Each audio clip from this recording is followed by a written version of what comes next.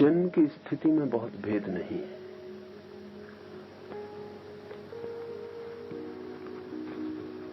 इसे थोड़ा समझना जरूरी है।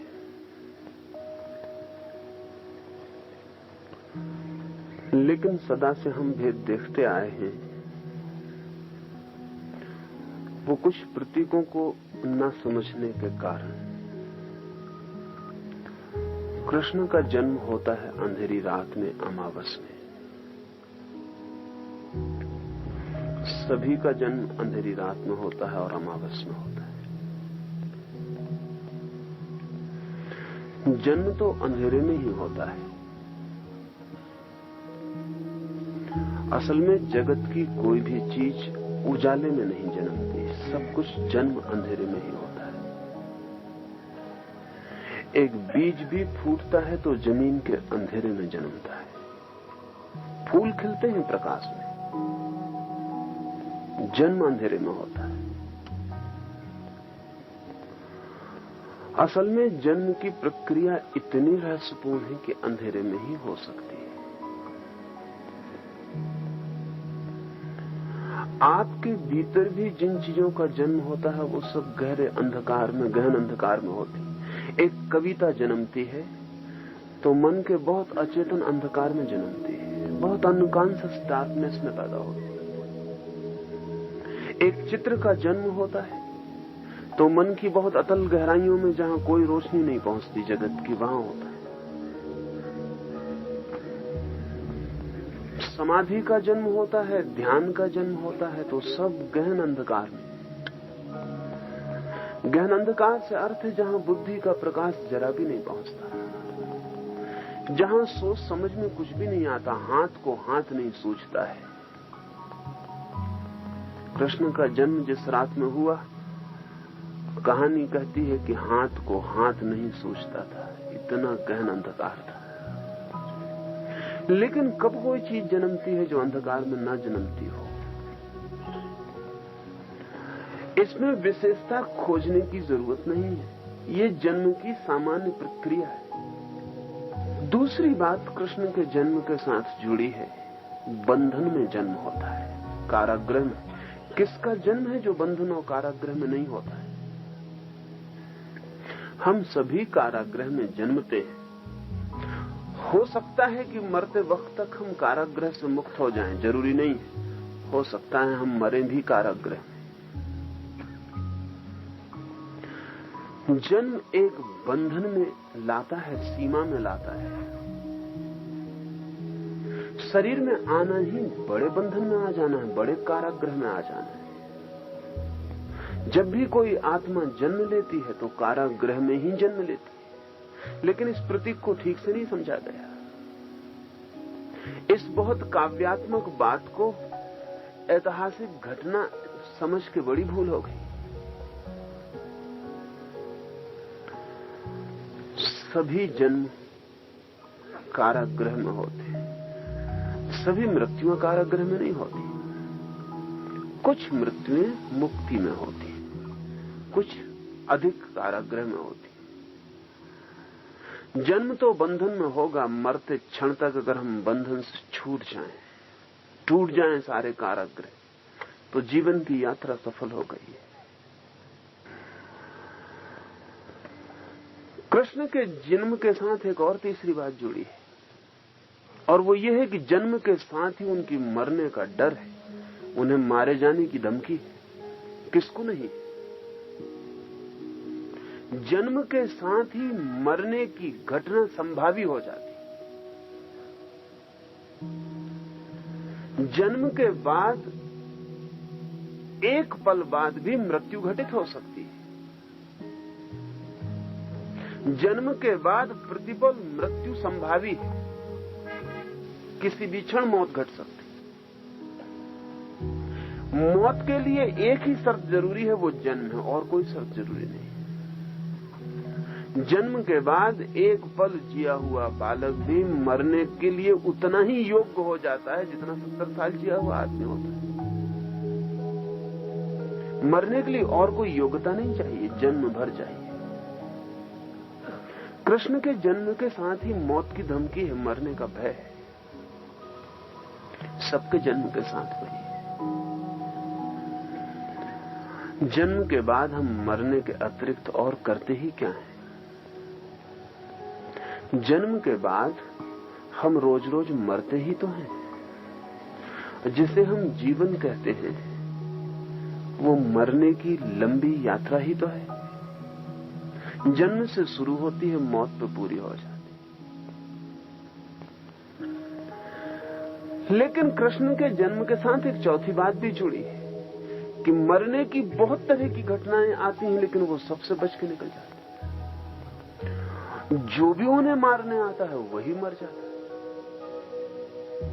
कहें कि मौत ही उनके लिए मर जाती, मौत सब उपाय करती है और बेकार हो जाती, इसका भी बड़ा मतलब है। हमारे साथ ऐसा नहीं होता। मौत पहले ही हमले में हमें ले जाएगी, हम पहले हमले से ही न बच पाएंगे। क्योंकि सच तो यह है कि हम करीब करीब मरे हुए लोग हैं, जरा सा धक्का और मर जाएंगे। जिंदगी का हमें कोई पता भी तो नहीं है, उस जीवन का हमें कोई पता नहीं जिसके दरवाजे पर मौत सदा हार जाती। कृष्ण ऐसी जिंदगी है जिस दरवाजे पर मौत बहुत रूपों में आती और हार कर लौट जाती, बहुत रूपों में।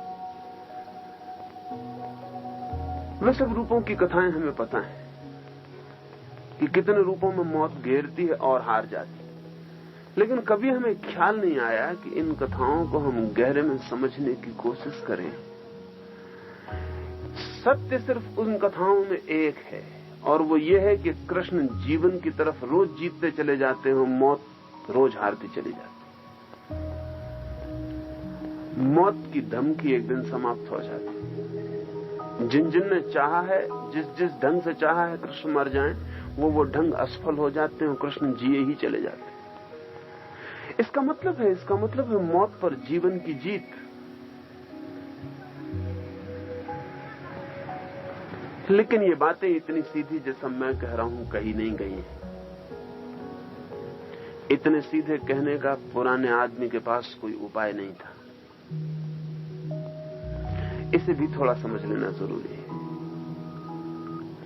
जितना पुरानी दुनिया में हम वापस लौटेंगे, उतना ही चिंतन का जो ढंग है वो पिक्चोरियल होता है, चित्रात्मक होता है, शब्दात्मक नहीं होता। अभी भी रात आप सपना देखते हैं, कभी आपने ख्याल किया कि सपनों में शब्दों का उपयोग करते हैं कि चित्रों का? सपने में शब्दों का उपयोग नहीं होता, चित्रों का उपयोग होता है। क्योंकि सपने हमारे आदिम भाषा है, प्रिमिटिव लैंग्वेज है। सपने के मामले में हम में और आज से 10,000 साल पहले के आदमी में कोई फर्क नहीं पड़ा। सपने अभी भी पुराने हैं, प्रिमिटिव हैं। अभी भी सपना आधुनिक नहीं हो पाया। अभी भी कोई आदमी आधुनिक सपना नहीं देखता है। अभी भी सपने तो वही हैं जो 10,000 साल, 10 लाख साल पुराने थे। गुहा मानव ने एक गुफा में सो के रात में जो सपने देखे होंगे, वही एयर कंडीशन मकान में भी देखे जाते हैं। उससे कोई और फर्क नहीं पड़ा है। सपने की खूबी है कि उसकी सारी अभिव्यक्ति चित्रों में है। अगर एक आदमी बहुत महत्वाकांक्षी है तो सपने में महत्वाकांक्षा को वो क्या करेगा? चित्र बनाएगा। हो सकता है उसके पंख लग जाएं और वो आकाश में उड़ जाए। सभी महत्वाकांक्षी लोग उड़ने का सपना देखेंगे। एम्बिशियस माइंड उड़ने का सपना देखेगा। उड़ने का मतलब है सबके ऊपर हो जाना। उड़ने का मतलब है कि कोई सीमा न रही ऊपर उठने की, जितना चाहो उठ सकते हैं। पहाड़ नीचे छूट जाते हैं, आदमी नीचे छूट जाते हैं, चांद तारे नीचे छूट जाते हैं और आदमी ऊपर उठता चला जाता है। महत्वाकांक्षा शब्द का उपयोग सपने में नहीं होगा, उड़ने के चित्र का उपयोग होगा। इसलिए तो हम अपने सपने समझने में असमर्थ हो गए, क्योंकि दिन में हम जो भाषा बोलते हैं वो शब्दों की है, रात जो सपना देखते हैं वो चित्रों का है। दिन में जो भाषा बोलते हैं वो 20वीं सदी की है, रात जो सपना देखते हैं वो आदिम। इन दोनों के बीच लाखों साल का फासला है। इसलिए सपना क्या कहता है ये हम नहीं समझ पाते।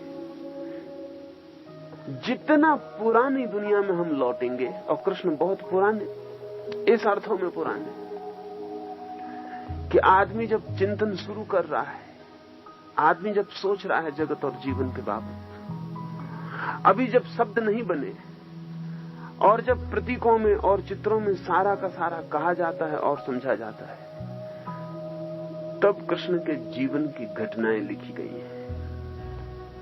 उन घटनाओं को डिकोड करना पड़ता है, उन घटनाओं को चित्रों से तोड़ के शब्दों में लाना पड़ता है।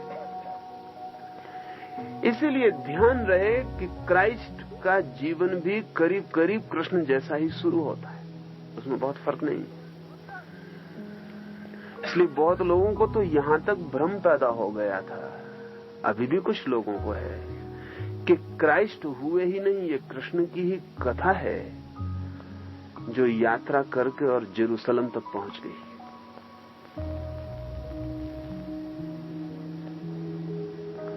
क्योंकि जन्म की कथा में बड़ा सामने, अंधेरी रात में मृत्यु के भय से घिरे हुए जीसस का जन्म होता है। यहां कंस धमकी दे रहा है कृष्ण की मृत्यु की, वहां हेरोद सम्राट जीसस को हत्या की धमकी दे रहा है। यहां कंस ने बच्चे कटवा डाले हैं कि उसका मारने वाला पैदा न हो जाए, वहां हेरोद ने बच्चे कटवा डाले कि उसका मारने वाला पैदा न हो।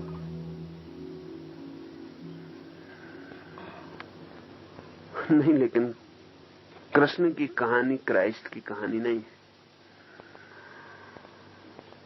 है। जीसस अलग ही व्यक्ति है, अलग ही उनकी यात्रा है, लेकिन प्रतीक दोनों समान है। और प्रतीक इसलिए दोनों समान है कि प्रिमिटिव माइंड एकदम समान होता है। ये आपसे कहने जैसी बात है कि चाहे अंग्रेज सपना देखे और चाहे चीनी सपना देखे और चाहे जापानी सपना देखे, सपने की भाषा एक है, हमारी बोलने की भाषाएं अलग है। मिथ पुराण की भाषा एक है।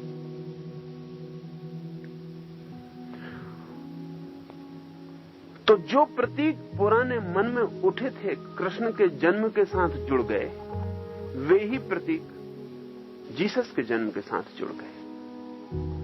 लेकिन ये एक ही व्यक्ति होने का भ्रम और एक कारण से पैदा हुआ कि जीसस का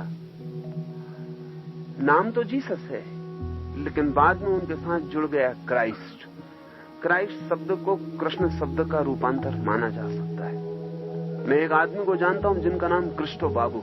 मैं उनसे पूछा ये कैसा नाम? उनका नाम तो मेरा कृष्ण है, लेकिन अंग्रेजी में लिखते लिखते धीरे धीरे कृष्णो हो गया। आज हद हो गई बात।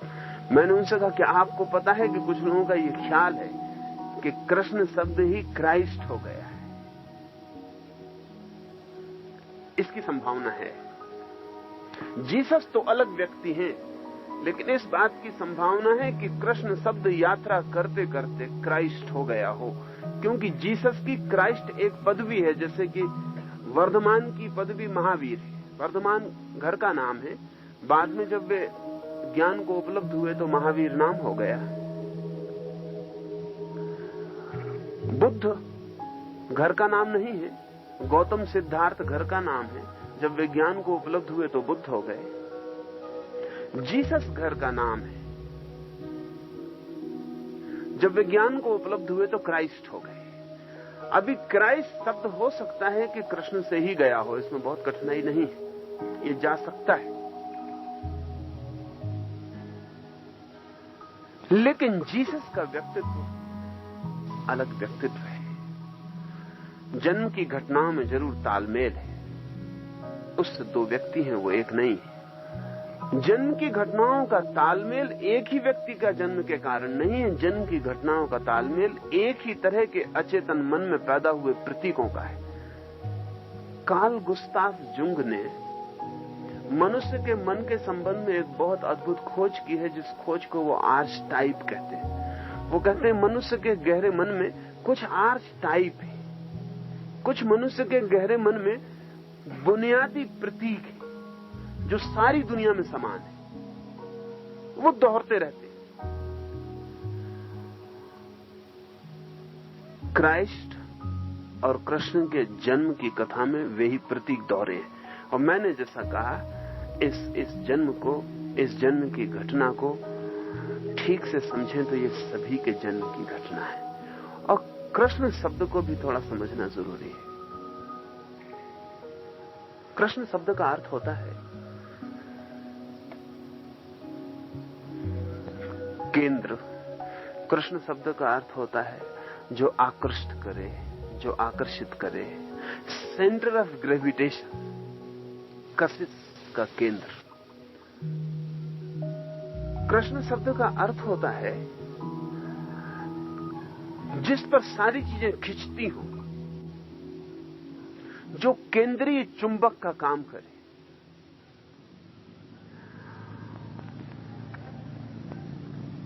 प्रत्येक व्यक्ति का जन्म एक अर्थ में कृष्ण का जन्म है, क्योंकि हमारे भीतर जो आत्मा है वो कशिश का केंद्र है, वो सेंटर ऑफ ग्रेविटेशन है जिस पर सब चीजें खिंचती हैं और आकृष्ट होती हैं।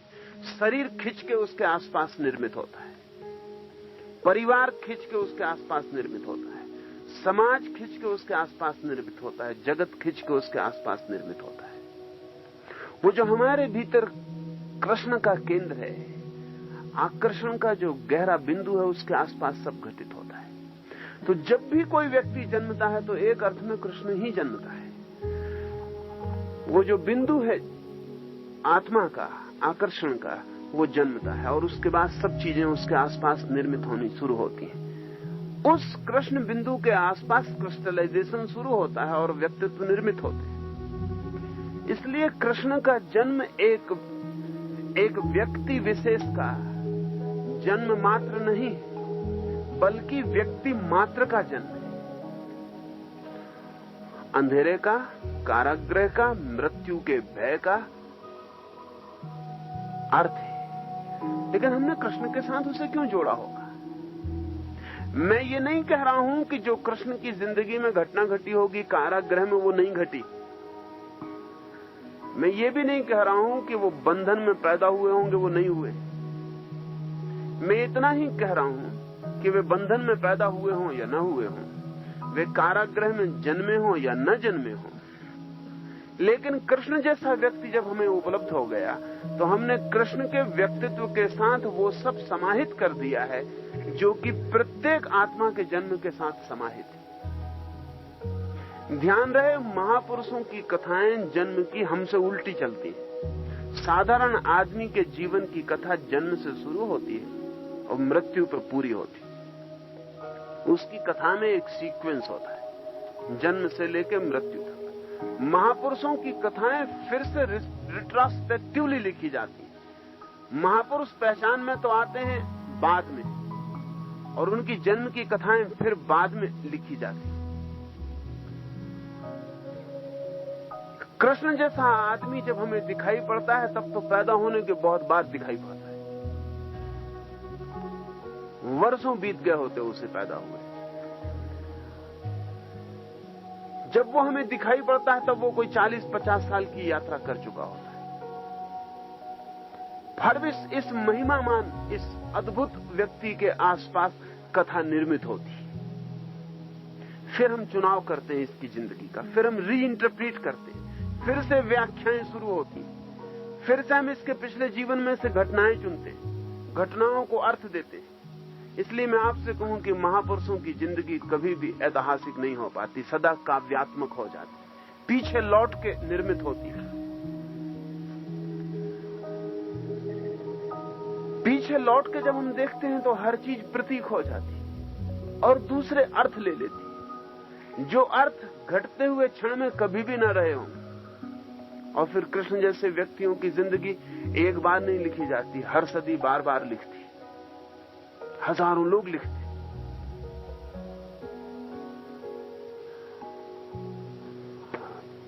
जब हजारों लोग लिखते हैं तो हजार व्याख्याएं होती चली जाती। फिर धीरे धीरे कृष्ण की जिंदगी किसी व्यक्ति की जिंदगी नहीं रह जाती। कृष्ण एक संस्था हो जाते हैं, एक इंस्टीट्यूशन हो जाते हैं। फिर वे समस्त जन्मों का सारभूत हो जाते हैं। फिर मनुष्य मात्र के जन्म की कथा उनके जन्म की कथा हो जाती। इसलिए व्यक्तिवाची अर्थों में मैं कोई मूल्य नहीं मानता हूं। कृष्ण जैसे व्यक्ति रह ही नहीं जाते। वे हमारे मानस के, हमारे चित्त के, हमारे कलेक्टिव माइंड के प्रतीक हो जाते। और हमारे चित्त ने जितने भी जन्म देखे वे सब उनमें समाहित हो जाते। इसे ऐसा समझे, एक बहुत बड़े चित्रकार ने एक स्त्री का चित्र बनाया, एक बहुत सुंदर स्त्री का चित्र। लोगों ने उससे पूछा कि ये कौन स्त्री है जिसके आधार पर इस चित्र को बनाया। उस चित्रकार ने कहा, ये किसी स्त्री का चित्र नहीं, ये लाखों स्त्रियां जो मैंने देखी सबका सारभूत है। इसमें आंख किसी की, इसमें नाक किसी की, इसमें ओंठ किसी की, इसमें रंग किसी का है, इसमें बाल किसी के। ऐसी स्त्री कहीं खोजने से नहीं मिलेगी। ऐसी स्त्री सिर्फ चित्रकार देख पाता है। और इसलिए चित्रकार की स्त्री पे बहुत भरोसा मत करना, उसको खोजने मत निकल जाना, क्योंकि जो मिलेगी वो नहीं साधारण स्त्री मिलेगी। इसलिए दुनिया बहुत कठिनाई में पड़ जाती है, क्योंकि हम जिन स्त्रियों को खोजने जाते हैं वो कहीं है नहीं। वो चित्रकारों की स्त्रियां हैं, कवियों की स्त्रियां, वो हजारों स्त्रियों का सारभूत है। वो इत्र है हजारों स्त्रियों का, वो कहीं मिलने वाली नहीं। वो हजारों स्त्रियां मिलजुल के एक हो गई। वो हजारों स्त्रियों के बीच में से खोजी गई धुन है। तो जब कृष्ण जैसा व्यक्ति पैदा होता है तो लाखों जन्मों में जो पाया गया है उस सब का सारभूत उसमें समा जाता है। इसलिए उसे व्यक्तिवाची मत मानना, वो व्यक्तिवाची है भी नहीं। इसलिए अगर उसे कोई इतिहास में खोज करने जाएगा तो शायद कहीं भी ना पाए। कृष्ण मनुष्य मात्र के जन्म के प्रतीक बन जाते हैं। एक विशेष मनुष्यता के जो इस देश में पैदा हुई, इस देश की मनुष्यता ने जो अनुभव किया वो उनमें समा जाता है, जीसस में समा जाता है। किसी और देश का अनुभव वो सब समाहित हो जाता है। हम अपने जन्म के साथ जन्मते हैं और अपनी मृत्यु के साथ मर जाते हैं। कृष्ण के प्रतीक में तो जुड़ता ही चला जाता है, अनंत काल तक जुड़ता चला जाता है। उस जोड़ में कभी कोई बाधा नहीं आती। हर युग उसमें जोड़ेगा, हर युग उसमें समृद्धि करेगा, क्योंकि और अनुभव इकट्ठे हो गए होंगे और वो उस कलेक्टिव आर्च टाइप में जुड़ते चले जाएंगे। लेकिन मेरे लिए जो मतलब दिखाई पड़ता है वो मैंने आपसे कहा। ये घटनाएं घट भी सकती हैं, ये घटनाएं ना भी घटी हो। मेरे लिए घटनाओं का कोई मूल्य नहीं है। मेरे लिए मूल्य कृष्ण को समझने का है कि इस आदमी में ये घटनाएं कैसे हमने देखी, और अगर इनको हम ठीक से देख सकें तो ये घटनाएं हमें अपने जन्म में भी दिखाई पड़ सकती हैं। और जिस व्यक्ति को अपने जन्म में कृष्ण के जन्म का तालमेल मिल जाए, हो सकता है वो अपनी मृत्यु तक पहुंचते पहुंचते अपनी मृत्यु में भी कृष्ण की मृत्यु के तालमेल को उपलब्ध हो सके।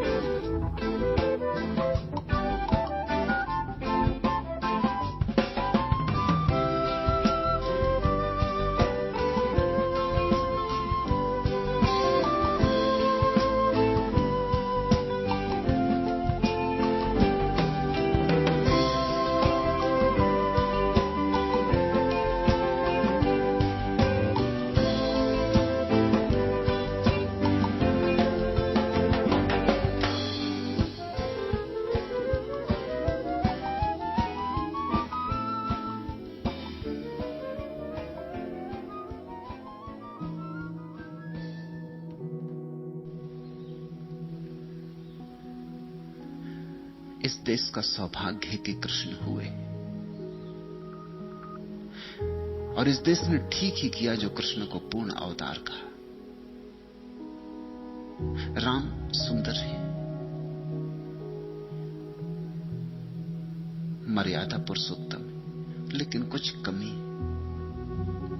नृत्य नहीं, गान नहीं, मस्ती नहीं। राम के जीवन में मधुशाला नहीं।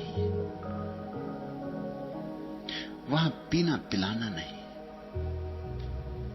वहां रसधार नहीं बहती, रूखा सूखा है सब, अतिशय रूखा सूखा है।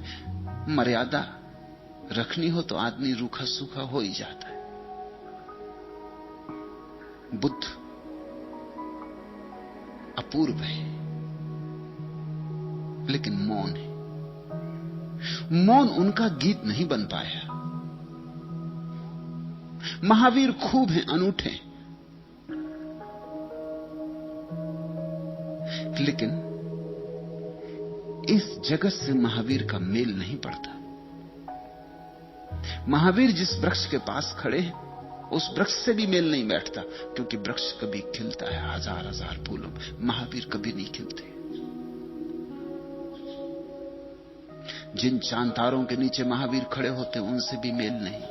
वे चांद तारे नाच रहे, सदा से नाच रहे, रास चल रहा है, अनंत रास चल रहा है। महावीर का उस रास से कुछ संबंध नहीं जुड़ता।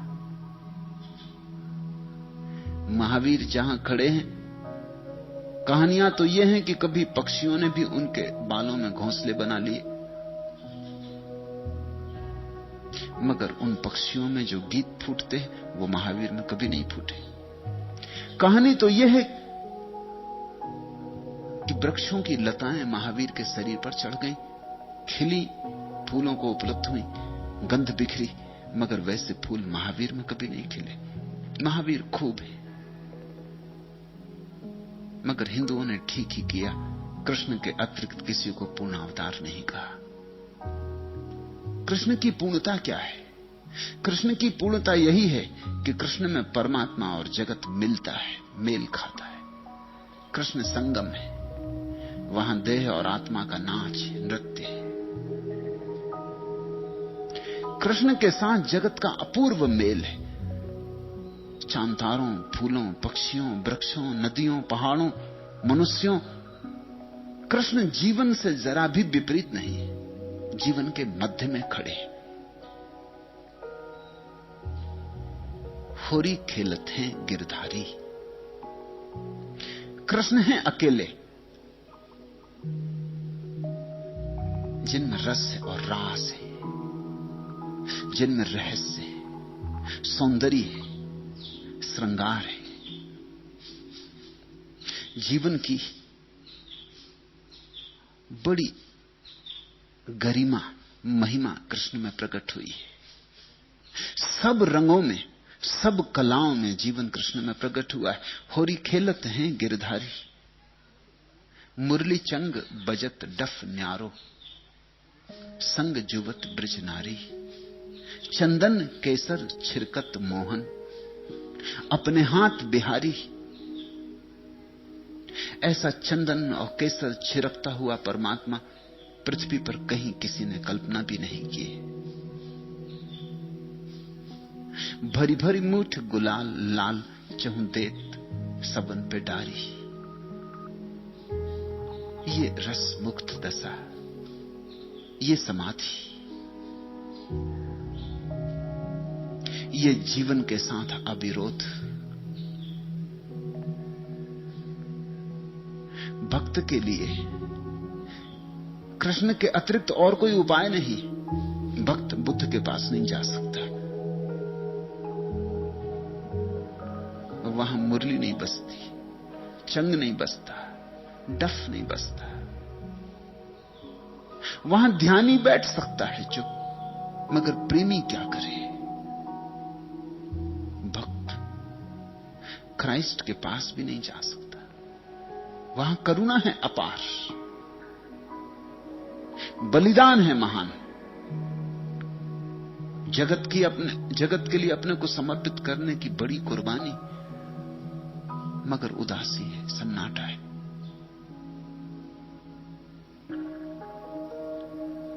चंदन केसर वहां कोई नहीं छिड़कता,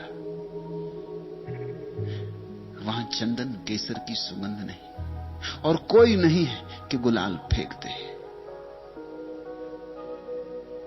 कोई नहीं है जो तुम्हें गैरिक रंग में रंग दे। ख्याल रखना, गैरिक रंग, गुलाल का रंग बहुत बातों का प्रतीक है। सूरज का, सुबह का उगता सूरज गैरिक होता, जीवन का, रोशनी का, फूलों का। सारे फूल हरियाली में लाल होते, रक्त का, लहू का, वही जीवन की धारा है। उल्लास का रंग है लाल, आनंद का रंग है लाल। भरी भरी मूठ गुलाल लाल, चहुं देत सबन पे डारी, छैल छबीले नवल कान संग। परमात्मा की ऐसी छैल छबीली प्रतिमा जिन्होंने खोजी, जिन्होंने सोची, जिन्होंने विचारी, उन्होंने अपूर्व रूप से प्रेम किया होगा, तभी ये हो पाया। इस रूप में परमात्मा का अवतरण तभी हो सकता है जब इस रूप में हजारों लाखों लोग परमात्मा को पुकारे हो। इस रूप में अवतरण तभी हो सकता है जब लाखों इस रूप में स्वागत करने को तैयार रहे हो। परमात्मा उसी रूप में उतरता है जिस रूप में हम पुकारते, हमारी पुकार ही उसे लाती। छैल छबीले नवल कान संग, नए हैं कृष्ण सदा नए, छैल छबीले बड़े सुंदर हैं। सारे जगत का सौंदर्य उनमें समाया हुआ है। सारे जगत का सौंदर्य जैसे संगठित हो गया है, एक जगह हो गया है, एक स्थान पर एकत्रित हो गया है। जैसे सारे फूलों की गंध और सारे पक्षियों के गीत और सारे तारों की रोशनी और सारे नदियों का कलरव, सारे वाद्यों का संगीत, सारी आंखों की गरिमा, सारे चेहरों का रूप एक जगह संग्रहित हो गया। छैल छबीले नवल कान संग, श्यामा प्राण प्यारी। और श्यामा उनके आसपास नाच रही। मीरा राधा के लिए अक्सर श्यामा शब्द का उपयोग करती, वो बड़ा प्यारा, क्योंकि जो श्याम में हो गई अब उसका अलग नाम क्या। इसलिए राधा न कहके मीरा अक्सर श्यामा कहती। श्याम जैसी ही हो गई, जो श्याम में हो गई, श्याम हो गई। और कृष्ण के पास नाचना हो तो श्यामा हुए बिना और कोई उपाय भी नहीं। जिसे भी नाचना हो उसे श्यामा होना ही पड़ेगा। अब ये ख्याल रखना, भक्त को पुरुष की कठोरता छोड़नी पड़ती, भक्त को स्त्रीण सौंदर्य, सरलता, ग्राहकता ग्रहण करनी पड़ती। भक्त तो स्त्री ही होता है, वो पुरुष हो कि स्त्री, से कुछ फर्क नहीं पड़ता। भक्ति स्त्रीण है, क्योंकि भक्त के लिए तो सिर्फ एक ही प्यारा है, वो कृष्ण है। एक ही प्रीतम है। श्याम के पास श्यामा होने की तैयारी हो तो ही भक्त गति कर पाता है। अहंकार छोड़ना पड़ेगा। स्त्री को तो इतना कठिन नहीं भक्त होना, पुरुष को बहुत कठिन है, क्योंकि उसे पुरुष होने का अहंकार भी छोड़ना पड़ेगा। इसलिए कभी कभी ऐसा हुआ है कि जब पुरुष कोई भक्त हुआ है तो स्त्रियों से भी बाजी मार ले गया। मीरा का भक्त होना तो बिल्कुल ठीक, सुगम है, लेकिन चैतन्य का भक्त होना, मीरा को तो अहंकार छोड़ना है, चैतन्य को दो अहंकार छोड़ने। अहंकार तो छोड़ना ही है, फिर पुरुष होने का भाव भी छोड़ना है, वो और भी गहन अहंकार है। लेकिन श्यामा हुए बिना कोई मार्ग नहीं। भक्त बनना हो तो श्यामा बनना पड़े। छैल छबीले नवल कान संग श्यामा प्राण प्यारी, गावत चार धमार रागते दे दे कल करतारी, फागु जो खेलत रसिक सांवरो। वो प्यारा फाग खेल रहा है, रोज खेल रहा है, फागुन में ही नहीं, रोज खेल रहा है, दिन रात खेल रहा है। आंख खोलो और देखो, रोज गुलाल फेंक रहा है। तुम अंधे हो, कभी कभी तो तुम समझते हो गुलाल नहीं, आंख में धूल पड़ गई। रोज पुकार रहा है, रोज तुम्हें रंगने को राजी है, तत्पर है, मगर तुम रंगे जाने को राजी नहीं हो, इसलिए फागुन चूका जाता।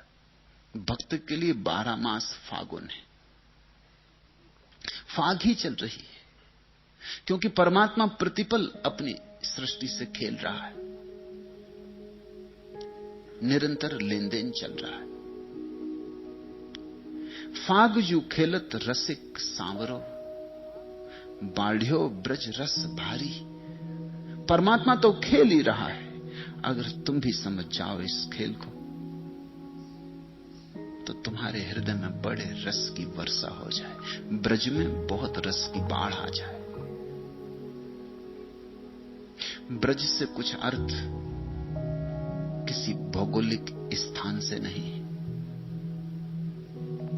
ब्रज है तुम्हारे भीतर प्रेम की पुकार का नाम, ब्रज है तुम्हारे भीतर प्रार्थना का नाम।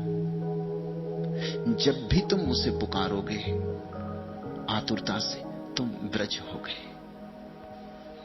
तुम्हारे भीतर अगर उसके विरह की आग ऐसे बहने लगे जैसे ब्रज में यमुना बहती, तो यमुना के किनारे तुम उस रसिक को नाचता हुआ पाओगे। हर काल में, हर समय में, हर स्थिति में परमात्मा उपलब्ध है। ये बातें अतीत की नहीं है, न भविष्य की, ये बातें शाश्वत के लिए सत्य हैं। फागु जो खेलत रसिक सांवरो, बाढ़ियो ब्रजरस भारी। मीरा के प्रभु गिरधर नागर, मोहन लाल बिहारी। मीरा कहती है खूब रस बह रहा है, खूब रस बढ़ रहा है, खूब परमात्मा बरस रहा है, फाग हो रही। ऐसी फाग तुम्हारे जीवन में भी हो सकती है।